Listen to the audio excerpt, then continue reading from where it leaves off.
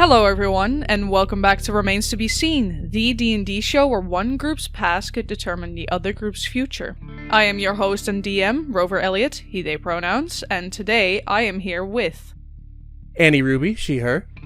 Elizabeth Simpson, she, her. Joe Mendacium, give me all your pronouns. And Mirah G, she, her. And who are you guys playing? Josie, who just woke up from the same nightmare she's been having for years. Corwin, who also just woke up from the same nightmare she's been having for a while, with a special twist and a new bottle of wine. Viktor Valthayne, I have been up for a couple of hours by now. And Una, who is very surprised that she actually has an ability to wake up. So, Mirah, do you want to give us a recap of everything that happened in the past couple episodes? So, Viktor decided to figure a little bit more about the very weird husk that we found downstairs. Investigating what happened to Johnny, and with a little bit of a help from Una, there was a discovery of Johnny actually, the husk, not potentially even being Johnny. It seemed to be made out of cogs and other mechanical parts. There has been another discovery that the husk has been caved in rather than something broke out of it. And I wrote in here, Viktor finding out knowledge from the basement. That's basically what I wrote in here. There was interrogation of Merrick by Corwin and Josie, discovering that Merrick is quote-unquote very bad at gambling. And I have a note here. Interrogating Merrick, he said he knows fuck all. Yeah. And he did. Una collected a couple of books from the basement, one of them being on weaponry, how to make body parts out of metal, and cogs, couplings, and other conventions of the clockwork, and that's the book in Infernal that Una collected. I believe Viktor, Josie at some point joined in, Corwin upstairs, interrogating Merrick further, just basically giving him a life advice about gambling is bad, dude, and this is why you're in this mess. In the meantime, Una decided to provide a small burial to the two people that we have taken off this plane of existence. She found a couple of coins on them and a letter which said, "Do not come back with nothing," signed by G. And then she decided to provide a little bit of a ritual rite, placed coins on each of the bodies and wrapped them up very tightly, so kind of paying them some respect. And then we went to bed, taking turns on keeping watch. So we had a couple of very interesting things happening for everyone. Viktor had a little bit of a... Viktor was talking to himself / to the stars, romantically. Josie was having a nightmare, quote unquote, nightmare that she has been having for the longest time. Then Corwin was going down on a trip as well, with some Italian bells and wine appearing on a nightstand. And Una, I think it was during her shift, she had a little bit of a visitor, a cloaked figure who would not speak a word, that appeared downstairs and have given her a notebook, but also left a cloak behind, which then Una just stashed away. I think she draped over the bodies or something like that, and then she went to bed. And then I believe we might be waking up now. So, I want to come back to Viktor saying he would be up for a couple of hours. Oh, yeah. So, I need to know for sleep levels and for other stuff. How long have you slept? Viktor would have slept... Well, how late was it when you went to bed? I think about 12, 1 maybe max, but For a mechanical reason, because I don't want to fuck myself over, I'm going to say he had enough rest that it would count as a long rest. Mm-hmm. I don't think it was very... What's the word? Restful? Yeah. I think he feels shit. Like as if he had a nap for 2 hours and everything is worse afterwards. Because for a long time now, almost a year, he is waking up right before the sun can even peek over the horizon because of a severe pain in his left hand. Can you give me a perception check? This is before everyone wakes up. Ooh, I'm really shit at that. This is only an 11. From what you know, you have been awake the entire time before Corwin wakes up. Right. Oh, yeah, shit, yeah. You have not noticed in any time of you being awake during to take watch, or before that, you have not seen the wine bottle there until everyone wakes up. Which is currently now. Good morning, everyone. Corwin, you wake up and you immediately next to you, you can see the bottle of wine, and a reminder of what it was said is, grateful for your gift, indulge in mine, in Italian, signed by Alaric, which is a name you guys have seen on a little note that Johnny made asking, what did he say? What did he say? I think it's Alaric. I'm so sorry to interject here, Okay. but can I just ask who had last watch? I think it was Corwin. Just for your knowledge then, I think you would have seen Viktor jolt awake, holding his arm. I don't know if you're also sitting at the door, but he would have left the room and he would not have returned by now. I don't know how late it is right now, but he's not upstairs. Oh, interesting. Okay, so if Corwin was last watch, then Corwin she wakes up for her last watch, and then that's there. Okay, and notices the wine when she wakes up for her Yeah. last watch. Okay, so since that would have happened when everyone's asleep, I'm going to say that she had a kind of, quiet kind of freak out moment, and she would have gone ahead and probably pocketed the note. She'll show it to anyone who asks later, but she's not going to just leave it there. Okay, and then so jumping ahead, I think, to when everyone else starts to wake up and Viktor has yet to return. Okay. How is Merrick doing? Oh, yeah. Merrick is... Where have you guys left him? Did you guys leave him to sleep on the floor? Or on the sofa? Close enough to keep an eye, far away so he doesn't hear or see anything. That's Yeah. my answer. Exactly. So, the random set on the floor in the kitchen? Yes. Sort of. He's on the floor in the common area somewhere. He's tied up and covered Amazing. with some kind of blanket or something. He was given a blanket, yeah. I think I put a blanket over him, like as if you were covering a birdcage, being like, "It's night now." Yeah, because he was talking shit to us and saying mean things, and then you put a blanket over him, and I kicked him in the ribs. Yeah. Yeah, and I think I specifically told him if he ever calls Corwin Princess again, I'm going to gut him. Yes. Yeah. Right. Yes. Which Corwin did not hear. No. And I think Merrick was, wrapped in spider silk, was it? Yeah. Cool. Yeah, you guys all wake up. Can I have a perception check from... Viktor isn't there when everyone wakes up, right? No. Then can I have a perception check from Josie and Una?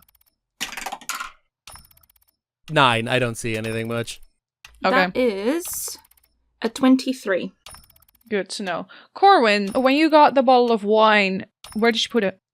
Did you put it anywhere else? So, yeah. So she would have gotten up, had her kind of private moment of freak out, done her best to kind of steel herself.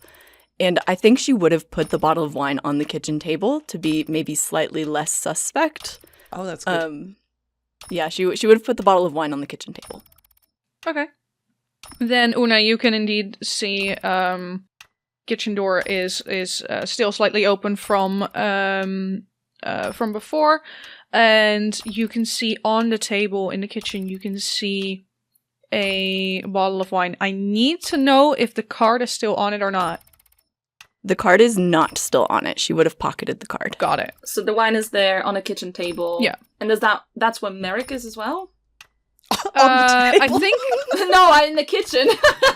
I think he's somewhere on the floor there, right? Yeah. The sacrificial okay, lamb on the table. if I may, I think the bottle of wine is on the kitchen table. Below the kitchen table is a tied up Merrick Yeah. with a blanket over him. Yes, no, that makes sense, because Corwin she put the bottle of wine on the table. She checked to make sure that Merrick was still breathing. He is still breathing. Yes. And then would have gone on her watch, and she probably has the note in her hand. Like, it's something that she has been kind of quietly mulling over and, worrying about throughout her watch. So if Una is noticing the wine, I think she... Well, obviously, because Corwin was checking on Merrick before, she would probably make her way to the kitchen to check on Merrick as well. If he's, like, snoring... Merrick is not awake. Merrick is not awake. Then, yeah, she'd be like, oh, that looks rather fancy. Have you guys seen that? And she literally would just waltz back in, holding in the bottle, in her hand. Like, is there like any actual label describing the, like, you know? It is... I'm not gonna pronounce any names, but... It is a very expensive Italian wine. It is a deep red wine. Give me a history check, Una. Oh, yeah. Oh! It's a 17. Oh, it's good, though. It's good. I got high history. You don't recognize the name of it. You do know that it might probably be from, like, a very, some kind of expensive bar, maybe, in Italy. However, it's, you can't tell it. Right. Is there, like, a year written on the bottle? You know how they typically do.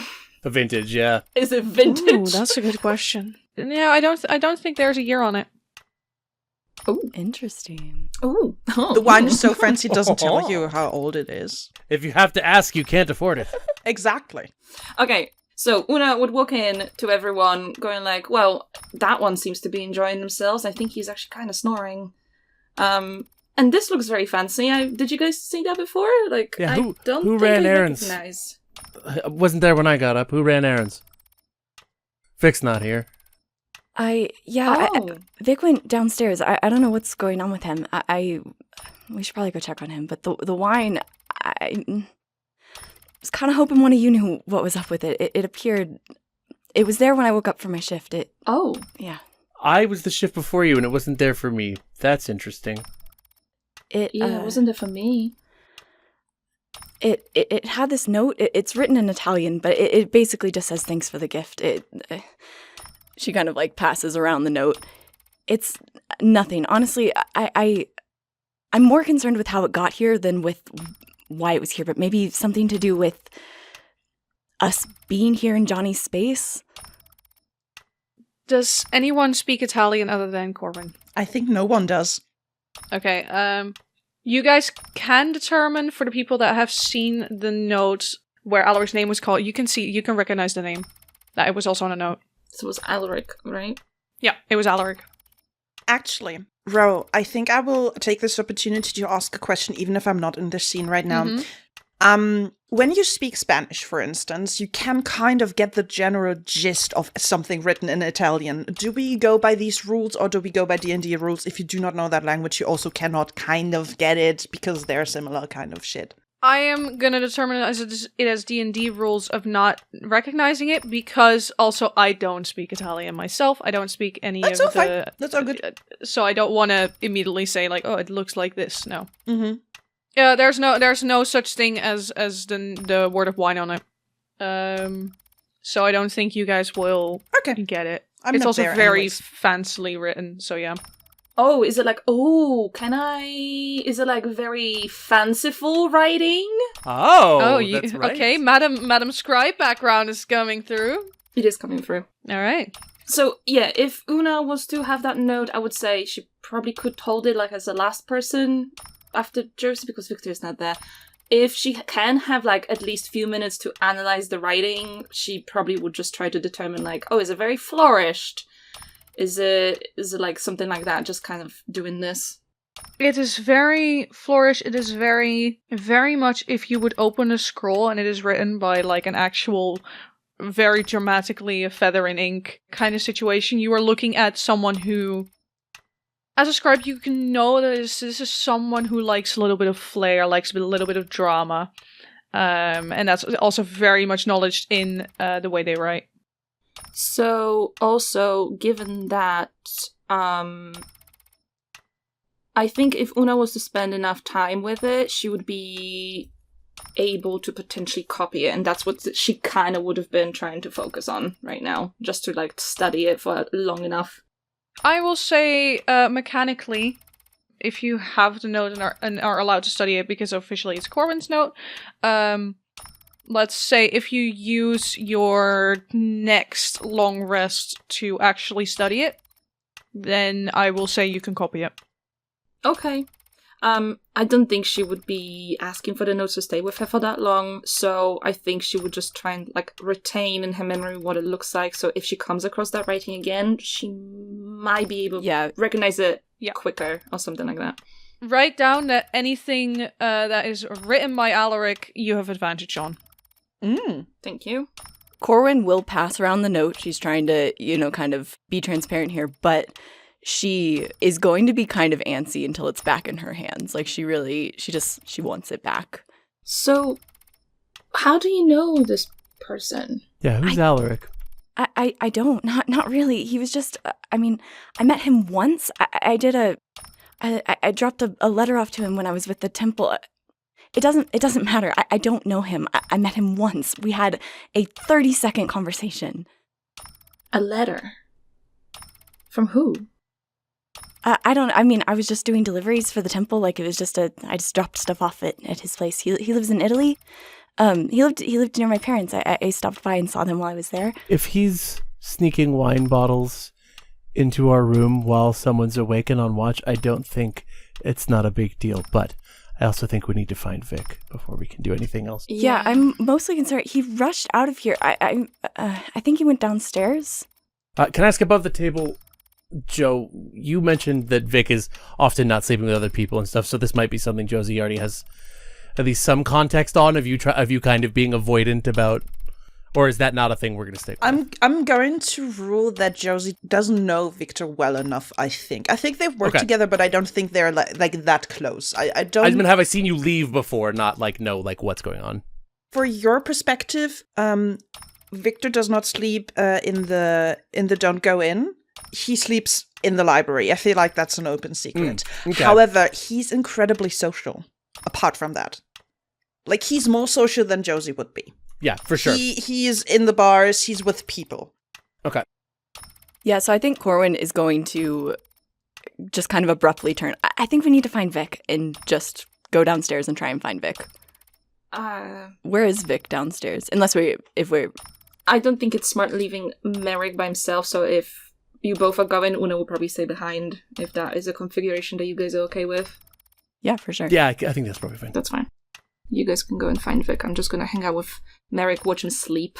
Okay. You smell different when you're awake. What?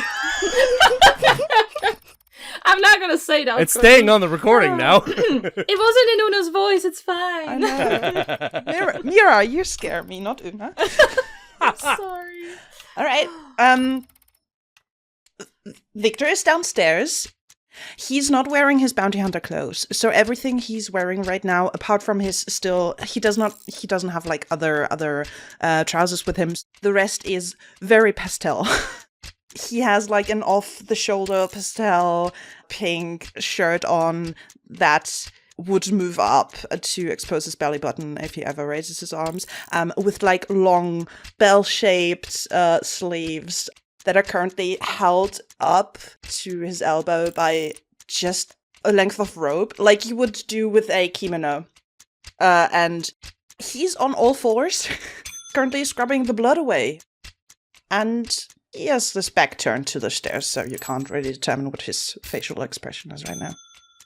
However, what you do see as he's scrubbing the floor is that the black marking on his left hand has grown. It is now reaching up to his wrist. Interesting. Vic, are you okay? What are you doing? It's like 7 a.m.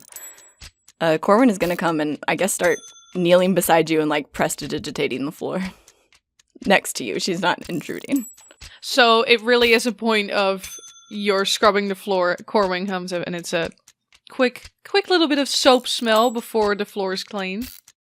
It only does 1 square foot at a time, so I think like she's just working on a separate section of floor just next to Vic. She's not like, just next to him. It's co-play. By the way, the soap smells because we did an improv question and Lizzie said that the prestidigitation smells like soap. That's a clarification for that. Anyway, continue. Question, does prestidigitation just cover it up for a amount in time, or is it gone? It's gone. No, it can clean or soil, so like actually clean it. But only 1 square foot at a time. So there's like a pixelated square. Yeah. He stops like mid-movement. He was like, even in profile, you could tell he was about to ignore you. And then he stops seeing you using prestidigitation. And then he just looks up at you and be like, could have needed that an hour ago. Shit. Okay. I was You awake could have if you'd asked, Vic. asked. Oh, you're all awake. Great. Where's Una? Watching Merrick. And Josie's gonna be like leaning on a counter over near the stairs with like, I'm gonna say like a mug of like coffee. Just like did you get not moving to like, she would have taken it out of Johnny's Yeah, kitchen. yeah. And she's not moving to help clean it all. She's just leaning there going, why are you down here? I love her so much. Head slowly turning to Josie. Looking at the mug and be like, fully relaxed now. It's like, we do have coffee? Oh, for fuck's sake, I should have. Come on, I'll make you one. Let's go. Yes, please. I'll go up in the kitchen and make some more coffee for everybody. Does Corwin still want to stop anything for Vic? Yeah, Corwin will stay with wherever Vic is because she's curious what's going on and he hasn't answered her question. If you want to, you now have a moment where Vic is about to get up and Josie already left upstairs, so they are alone right now. If you want to kill him, I mean, if you want to do anything. Corwin pulls You want to make them number 23? Hasta la vista. It would be an honor. She's not ready for the drama. Yeah. What's going on? What is You mean in general, or? are the markings? Ah. Are the markings on your hands different than how they were yesterday? He's like holding it up, looking at it, flexing it a little. It doesn't look like rotten flesh or anything. It is generally just as if you have a lot of black paint on your hand and have tried to wash it away. It's like, oh well, I mean, it's just a thing. What kind of thing? I mean, Can I ask a question first? you can ask. Are you a paladin? Yes. Like, I'm not. Oh, well, I didn't expect that quick of an answer because I don't think I've ever met a paladin who would hide what god they are affiliating with, and you are wearing literally no insignia whatsoever. And he's going to come closer. It's like, must say I'm very intrigued by that. Corwin's gonna take a step back. Well, that makes 2 of us. I'm very intrigued by whatever is going on with your hand. Does it hurt? Only in the morning. So does it hurt right now? No, not significantly. It gets better when you do something that's distracting you from the pain, I guess. Yeah, I get that. I'll make you a deal.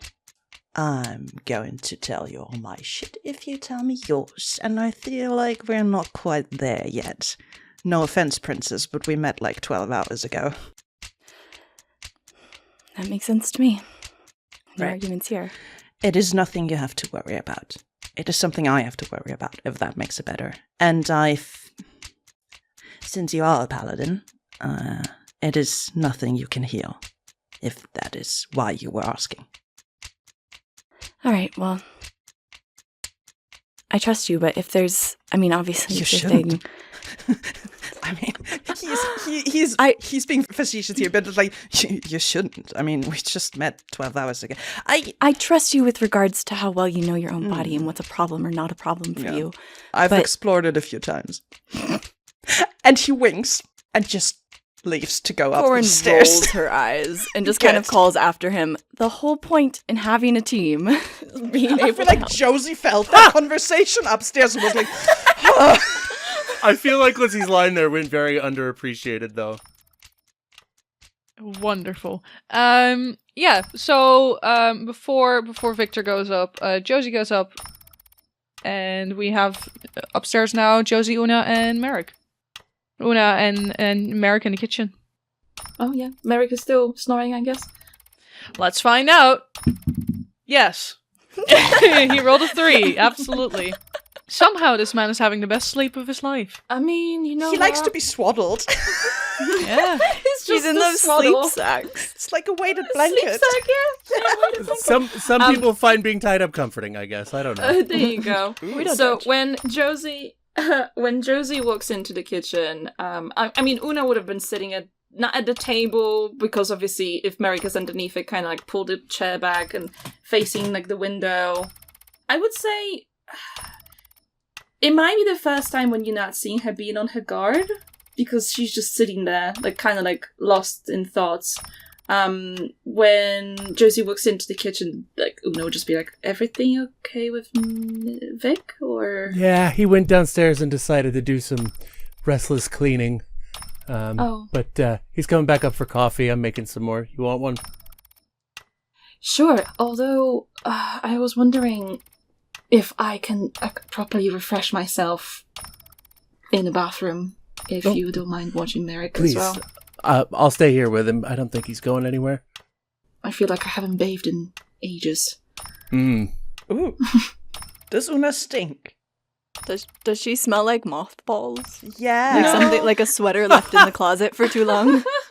I think I did say that if she has like a normal scent, the smell, it would have been like potentially like ink, but like an herbal, like the herbs that are being used to make an ink with. Old paper and ink and dry herbs, delicate and mute is what Yeah. I have in the notes. That's yeah.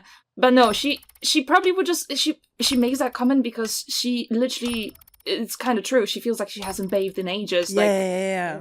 She appeared out of nowhere, and then we were just like go sleep, and now it's like oh.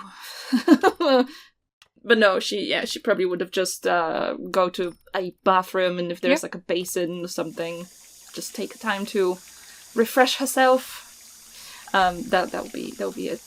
She would examine. That's the thing. It would be the first time for Una, behind the closed doors. It would be the first time when she would actually be able to examine her body and how everything looks since she woke up. She didn't have a chance or a pretext to be in like an area where she can literally just strip and have a look over what's going on, because once again, kind of like, do I have all the fingers, every toe, kind of thing. Oh no, she was without shoes. Any new scars, kind of thing.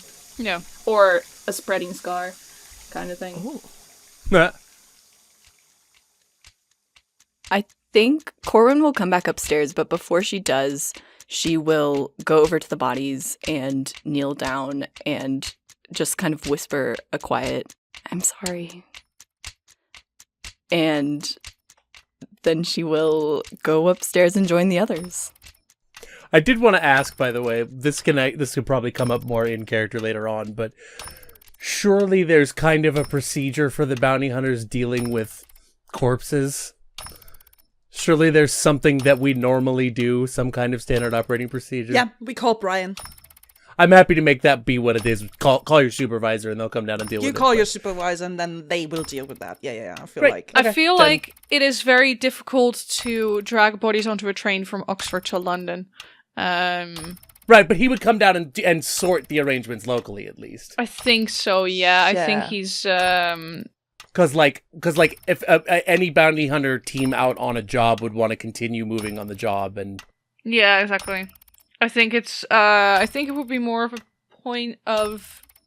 Actually, no, let's talk about this together. What would the quickest way be to get rid of bodies in the bounty hunters sector that is not like we're hiding illegal bodies for a reason? right. Well, I think that the implication that I was getting at with Brian there was that, like, we have networks of people in major cities, like funeral parlors, effectively, that work with the bounty hunters. Since we're legal, it can be a completely above board, like, where we at least get them into their morgues and sort everything from there. Like, our supervisor will contact with them to get them in the morgues and let them... Yeah, I will say that is a possibility. I will indeed say I think Brian does like the most of the paperwork stuff. Okay. Right. All right. I feel like because there must be mechanisms in place for the wanted dead bounties. Yeah. So I feel like maybe there is, as Annie said, like funerary homes that are in contact with the bounty hunters, like, get a percentage of the payment, essentially. And then you have, like, anonymous graves or something like that. Yeah. Or ways for, like, I almost feel like the funeral parlors and mortuaries will, like, have, because this is like a legit industry in this world. They have, like, methods of trying to, like, identify and find next of kin and then putting them, because we're not hiding the bodies. Yes. Yeah, They absolutely were killed not. during a legal operation of combat. So, like, Oh Yeah. god, we are horrible. Jesus. yeah, fucking awful, Christ. absolutely atrocious. Oh, no. Yes. My brain completely finished off. So did we commit murder legally or illegally? Sorry, my brain just Legally. switched off. Legally. Legally. Well, legally-ish, they attacked us. They broke in and attacked us. So I feel like there are people in place who would deal with the paperwork. well, yeah, exactly, and also like this, it would make a lot of sense why the government is trying to delegitimize us once again. If this is standard operating for us, we're killing a lot of fucking people, so they probably don't like that very much. Because only the government should be allowed to kill people. Exactly, that's exactly right. We hate Tobias in this house. The interesting thing is, it is not just killing random people. It is sometimes even like certain people, could be governmental people, could be like even religious temples, could literally ask the bounty hunters for help for either figuring out missing people's people, Right.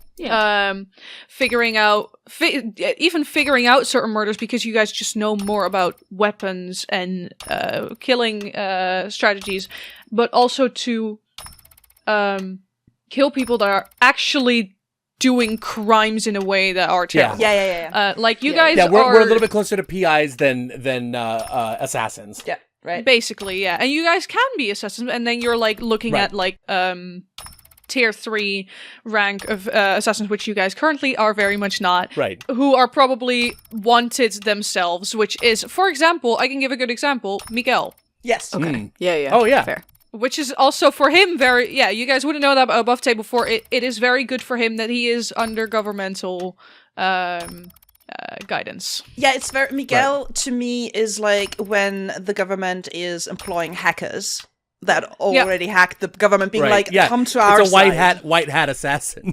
Yeah, basically. I love that. Back in game. Yeah. Yes, sorry. So we have, you guys have a funeral parlor that could be there in anonymous graveyards. So we need to be contacting Brian. That's what I'm going to talk to everyone about when they come up for coffee. I think it's a contact Brian, and they will figure it out. You guys can have people. They can have people sent there to help you guys out. Okay. Viktor, by this point, is sitting on the table, cross-legged, mug in hand. He is sitting on this table, like, it's the best morning in his life. He seems to be content the moment coffee touched his lips. Valid and real. Yeah. Yes, like I am. My coffee's empty right now. But yeah.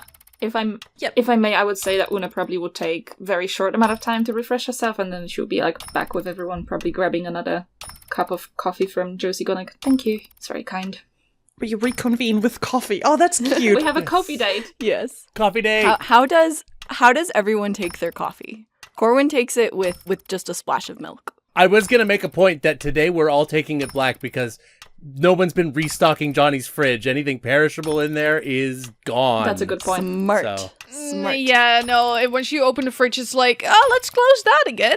Yeah, let's close Very that back up. quickly. Yeah, we'll leave that closed. It smells terrible. It is rotting. Yes. No, I don't think we have opened the fridge. I feel like Josie would have known better. Yeah, we have survival instincts. I ain't Never opening open that. the fucking fridge. You can smell the rot. Does the fridge look like a fridge? Or is it like a built-in? It would have been more of like an icebox at that point in time. Yeah, I think it would be more like an icebox kind of thing. Cars and the shit, so I feel like we also have fridges. That's fair. Yeah, you know what? There's fridges. They look more steampunk, probably, or something I like will that. say that they are a fridge. And it's probably a little bit more steampunk because of Johnny. Yeah. Okay. Oh, yeah, that too. Okay. All right. Anyway, yeah. So when we're all around the table, Josie's gonna be like, "All right, well, we need to send for Brian, and then hopefully not wait here the whole time until he gets here. Are we sending Merrick back with him, or are we gonna try and make him show us whatever the hell he was talking about in Dover?" I don't think keeping him alive is a wise idea. That's just Alive? Keeping him alive, we cannot just...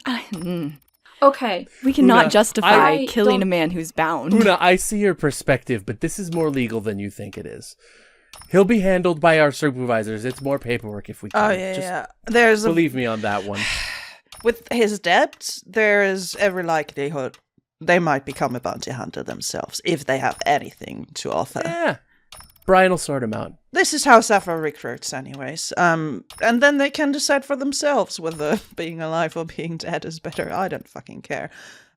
So I think the main part is, should we tell Brian about the secret room downstairs, or should we keep that to ourselves for now? I think, well, okay. I'm thinking, how loyal to Saffra is Brian versus... Very. Because specifically, I'm not asking him to betray her, but he's not like a lapdog. If we tell him something and say, don't tell Saffra, she might get weird about it, he would probably be on... Would he be okay with that from us, or would we need to keep that from him in order to keep it from Saffra? I don't think he would listen to us. I don't trust him. He might listen to me. We're like besties. I know that But you're I'm drinking, asking, but I'm asking. I know. I, for now, would rather have enough cards close to our chests I agree. than playing I with think open that's safer. ones, with an open Yeah. hand, rather. So I think we close that room, leave everything that isn't there in there, and We'll I don't go. know.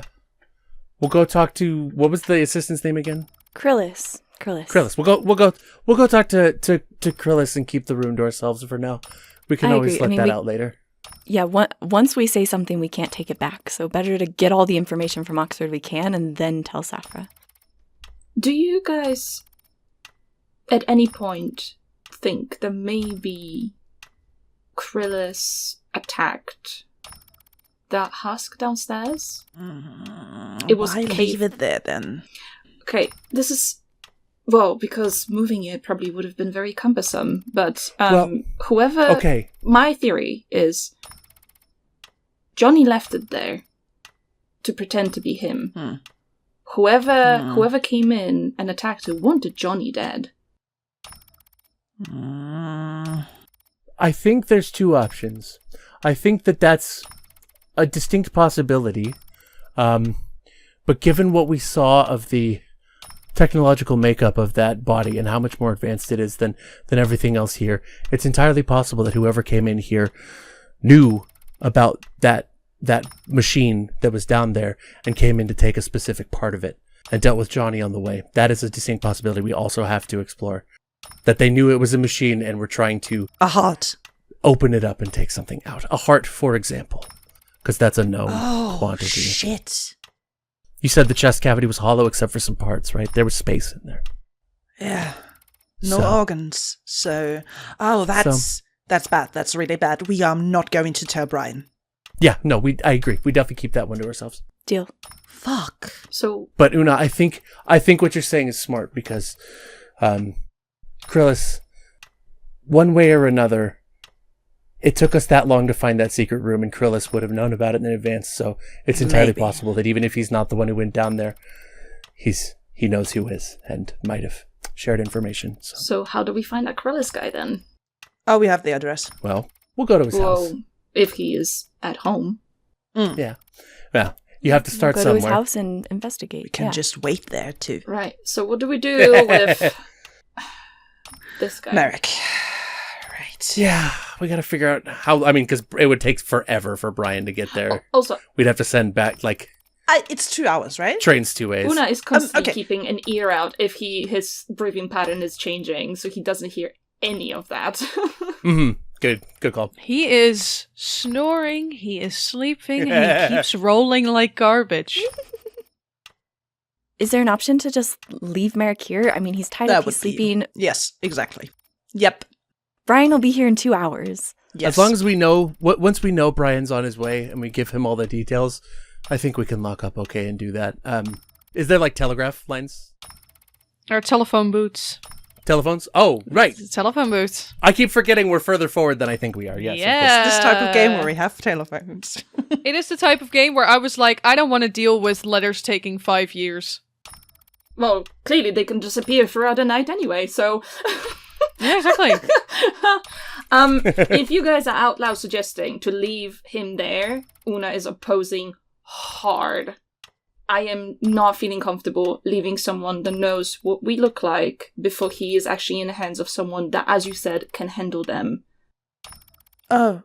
But why Yeah, I mean, we call Brian first. We're not going anywhere right now. Okay. We call him first, and then figure out from there. Yeah. I just want to know why this Krillis person didn't notify anyone about Johnny disappearing way sooner. Okay. I agree. I think once we know Brian is on the way, we have enough sorting through papers and fixing shelves downstairs to do to keep us occupied till he arrives, and we need to make sure that secret room is very, very well covered, more well hidden than it was when we got here. So this is Una asking the question, not me as a player, which I did Elliott. So how do you let him know?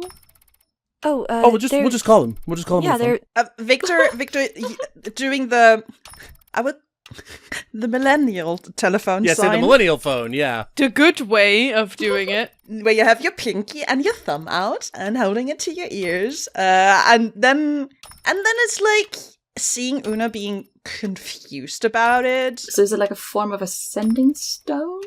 What? Right. Yes, it's Pretty close. It's a similar idea. Yeah. Do You you? don't have telephones. Well, You're not familiar.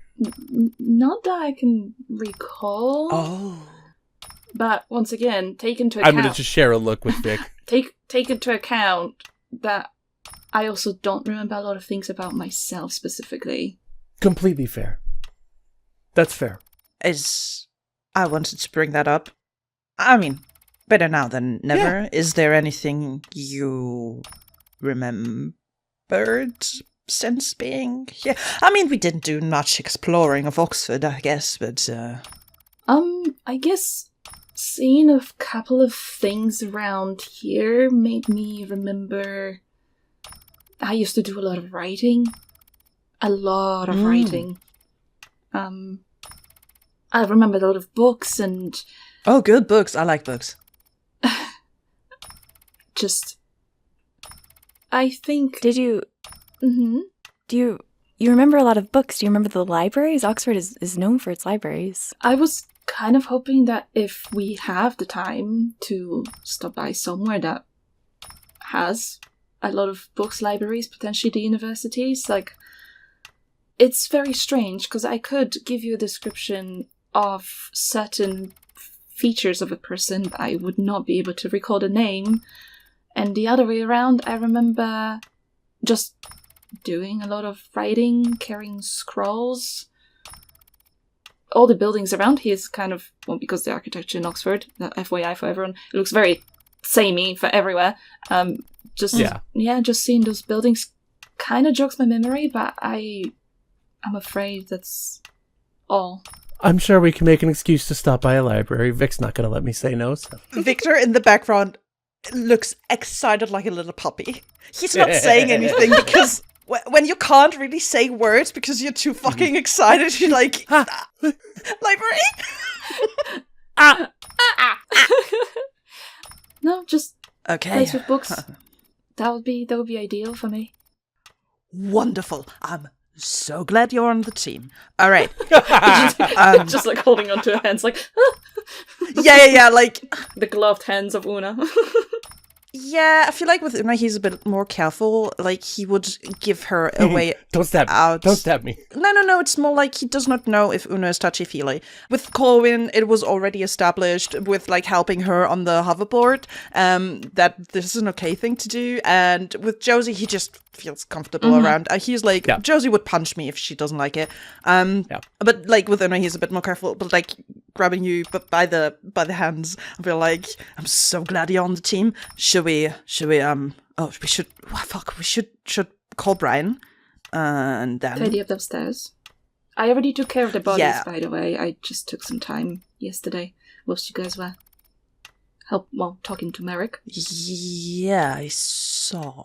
Rover, how much do I know about the cult of Hades? The body and the face is literally wrapped up in blankets. It's can't see the mummified. face. Yeah, so we couldn't see the coins. Oh, okay. Sorry. I'm so sorry. I'm taking it back. Yeah, It's cover. fine. It's fine. All good. Okay, then my second question.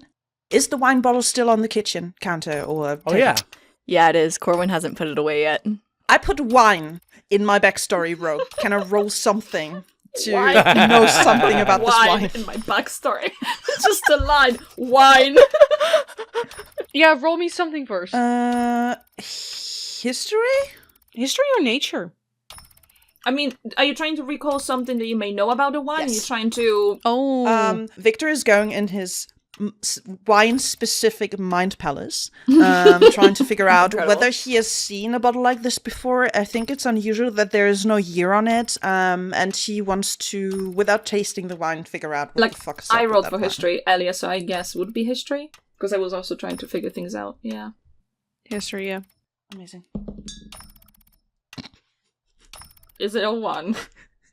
It is a natural 20 on, like, the most important role on this fucking campaign. I love it. I love that crits always happen in the dumbest places. So, it is a very so you rolled a natural 20 on the knowledge of the wine. Knowledge of the wine. I need to know, has Viktor ever been to Italy? No. He definitely has never left, essentially, Great Britain as the islands. It is this very deep, like, again, a very deep, rich wine, but it also has, like, this deep, rich flavor. With a natural 20, I could give you the success. I could give you everything that you can know about this specific wine. You have never tasted it before. Mm-hmm. So, once again, even with the natural 20, I feel like it, and you can correct me if that isn't, I feel like Viktor wouldn't know it. Genuinely wouldn't recognize it. Because it is a very specific flavor that Viktor has never tried before because he's never been there. It is from a very specific place, and...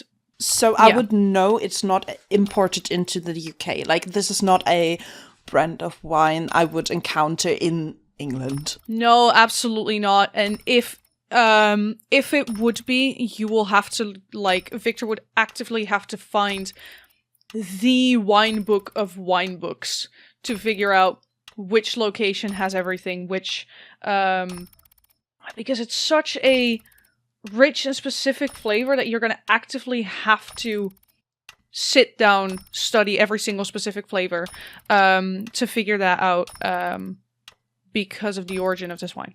Right. Okay, that's fine. I'm Does happy that with make sense for a natural 20? Yeah. Okay. Okay, I will ask one question I think that could be included in the natural 20. Absolutely. Does the label look like it's hand-painted? Or like it's made by some sort of machine? Like, does it look more handcrafted or more mass-produced? Oh, definitely more handcrafted. Okay. Yeah, I feel like that's a good base of knowledge. Yeah. Yeah. Because I wasn't able to give you everything because Viktor hasn't been there, I'm going to give you advantage on your next roll. Ooh. Let's go to Krillis then, shall we? I was going to say, yeah, are we good to kind of pack up and then go find a Yeah. telephone, call Brian, get that moving? Can we speedrun Brian? I'm okay Yeah. with just locking Merrick inside the bathroom with an extra rope tied around them, gagged. No, because I think we can fast forward through it, but I think we should be staying till Brian gets here and picking up shelves downstairs. We need to pick up the shop and make sure we hide the entrance to the back room so Brian doesn't find it and stuff like that. What if we call Brian and the 2 to 3 hours we spend on eating fucking breakfast and tidying up the thingamajig, the fucking shop? Does that sound good? I need the Brian conversation over the phone. I need that to be roleplayed. Okay, do you want me to call? Yes. Sure. Please. Sure, great. All right, so there's a telephone booth outside. Would Johnny not have his own phone? Ooh, good question, actually. No, Johnny would absolutely have his own phone. Yeah. It's Johnny. Smart. So I'll be calling from the shop then. Cool. Yeah, so he picks up blah, blah, blah, blah. Just start telling him he asks you what you will need. Yeah. Well, all right, Brian. So we made it to the shop. we discovered a couple sort of minor clues. We're going to be going to talk to, name again for... Kryllis. Kryllis. We're going to be talking to Kryllis after this here, but while we were here last night, some thieves broke in and attacked, so we had to deal with them. We've got a cleanup and a captured person to bring back for you, so if you can make your way out, we don't want to leave him unattended, but we're going to get on with the rest of the day. Alright, perfect, do so. What time do you need me to be there? As soon as you can be, for preference, because it's entirely possible that we want to try and catch another train tonight, but that's only if we finish everything we can do here today, so it's up to you when you can get here, though. He pauses for a moment, and then for a quick moment, you hear nothing before he starts talking with... Definitely make sure you get home tonight. We have heard news between me and you, Josie. Miguel was here oh shit. yesterday. The House of Six have arrived. They have not only decided to talk about the protectors, we might have the bounty hunters become illegal again. Well, at least... Keep this between us for now. I do not want to cause more uproar. Safra is stressed. Everyone is stressed. We are gathering a lot of the hunters that we have nearby to try to be back today. Well, okay. You're gonna have to figure out what to tell Vic when you get here. If you want that between us, you're gonna have to figure out what to say to Vic. I'm just. Yep. But as you say. That's fine. Do I hear my name mentioned more than once over the fucking phone? Give me a perception check. I'm assuming that we are cleaning up while you are having this conversation because I think that's a funny scene. Yeah, I agree. I'm sorry, perception you said? Perception roll, yeah. 16. Ooh, 16. I'm going to say this here, though. Because we've already had the conversations about not really... Like, Vic and I have had the conversations about not trusting Safra and being ready to go to ground ourselves. I'm actually saying that for Vic's benefit to make Brian think Vic's not around, and I'm trying to make eye contact. Oh, there you go. Nice. When I say that. Right, it was more for me, do I notice? Right, Yeah. Rather than right, do exactly. I know what you mean. Okay, yeah, absolutely. Right, but yeah, my point is I'm not opposing the role. Okay. I'm going to be looking at you. Amazing. Okay. I will figure it out. I will be there as soon as possible. I will figure out the paperwork and then I'm going to go back. I don't think I can leave Safra on her own currently. No, I'm going understood. to make sure that people are watching her, but... Yeah. No, I completely understand. We'll as soon as you get here, we'll talk to Kryllis and we'll try to join you on the same train back. Okay. And nothing from Johnny yet? No, like I said, mostly what we have is small scrap paper leads. But Kryllis is the most interesting person to talk to about it now. But what you got's more important. So we'll collect what we can and then get back. Give me a deception check with advantage because I cannot see your face. Of course. 18. Yeah, he cannot see your face, so that says a lot. And he's autistic, that too. So, taking experiences from me, basically, he will not notice. Alright, cool. Good to know. I will be with you guys in about 2 hours. Great. Make sure that the bodies aren't in sight, you know the drill, blah blah blah. Yeah, you know me, Brian. You don't gotta worry about me. Yeah, I know. Safra, we'll see when you get here. Gotcha, see you in a bit. Josie's gonna hang up the phone and look straight at Vic and go, Vic, upstairs. Now. And that's indeed where we're going to end the episode. Thank you all so much for listening. Funny thing, at this recording, I can already say this is the first recording before tomorrow in our time. The first episode of this route will be released, and this is the first episode or first recording after the first Protector episode was released and the Session Zeros. So thank you all for the support, first of all. It's been amazing. And yeah. It's been fucking amazing. I'm very, very proud of our team. And we'll see you guys at the... I will see you guys at the Protector's Route very, very soon and next week. And other than that, what happens with this group remains to be seen. Bye-bye, everyone. Bye. Bye.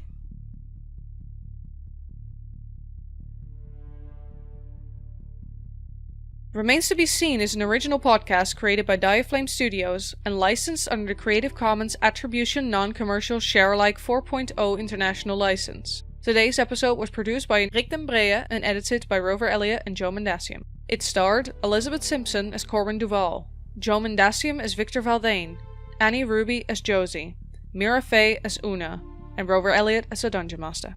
The intro and outro were composed by We Talk of Dreams, and a transcript was written by Elizabeth Simpson. To get in touch with us and keep up to date with our antics, follow us on Instagram, Bluesky, and TikTok at Dyaflame Studios, or view our website at dyaflame.com. Check out our show notes for additional credits, links, and transcripts.